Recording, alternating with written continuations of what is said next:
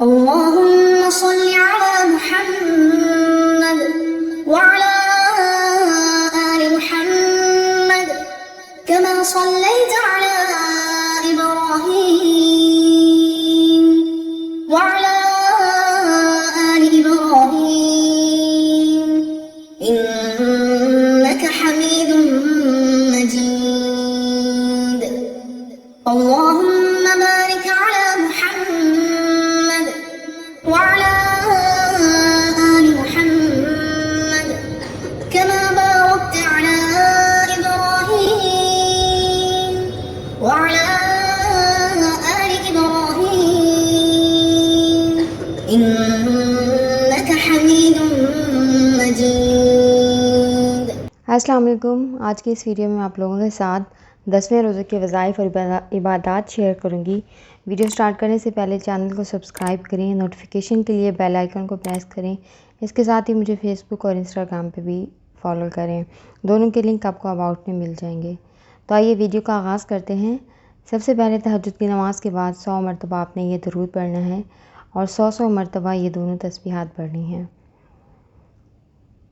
اور اس کے بعد فجر کی نماز کے بعد آپ نے 100 مرتبہ یا اللہ یا رب العرش العظیم یہ والی دعا آپ نے پڑھنی ہے اور 7 مرتبہ نیچے والی دعا آپ نے پڑھنی ہے.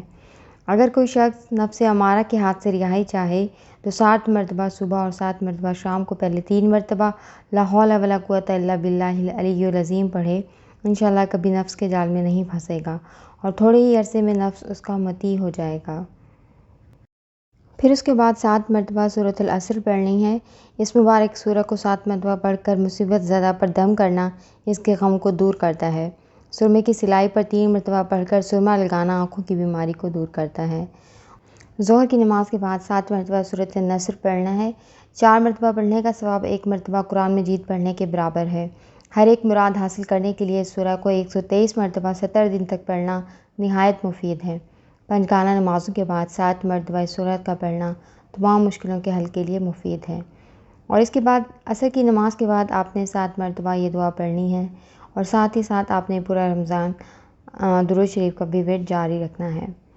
اور مغرب کی نماز کے بعد 3 مرتبہ آپ نے یہ دعا پڑھنی ہے. شیطان اور جن و آفات سے بچاؤ کے لیے روزانہ صبح و شام ایک بار ان آیات کا پڑھنا مفید ہے. اور نماز تراویح کے بعد 3 مرتبہ آپ نے یہ دعا پڑھنی ہے. جو کوئی یہ دعا ہر نماز کے بعد 3 بار پڑھے اس کی تمام حاجات پوری ہوں گی. اور سب سے آخر میں رات کو سونے سے پہلے 3 مرتبہ آپ نے یہ دعا پڑھنی ہے.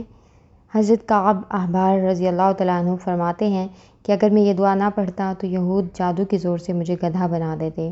اور سب سے آخر میں جس مومن کو برا بھلا کہا ہو یا گالی دی ہو اس کے لیے دعا: اے اللہ، جس کسی مومن کو میں نے برا بھلا کہا بس تو اسے اس مومن کے لیے قیامت کے دن اپنی قربت کا ذریعہ بنا. اس کے ساتھ ہی میں اپنی ویڈیو کو اینڈ کرتی ہوں. امید ہے آپ کو ویڈیو پسند آئی ہوگی. پسند آئی ہے تو اس کو لائک اور شیئر ضرور کیجیے گا.